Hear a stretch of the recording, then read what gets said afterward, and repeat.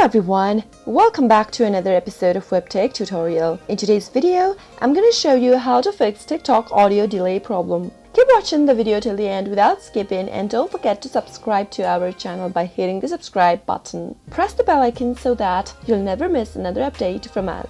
In order to fix TikTok audio delay problem, make sure you've updated to the latest version of TikTok first. Go to your Play Store or your App Store and then search for TikTok in the search box. Make sure you have updated your application. If you've not, then you'll be able to see the update button popping out in this page. Since it is not, my application is up to date. Now you can go back to TikTok and see if that fixes your issue. If not, then another thing you can try out is to uninstall your TikTok application by tapping on the uninstall button and then try reinstalling it on your device. Now go to the app info page from your application and then go to permissions. Make sure all of the access has been allowed on your TikTok application and no permission has been denied. Now, next thing you can do is to force stop your application. Tap on the force stop button at the bottom right corner and tap on OK from the pop-up. You can also clear your cache data on your TikTok application. To do so, tap on the storage button under users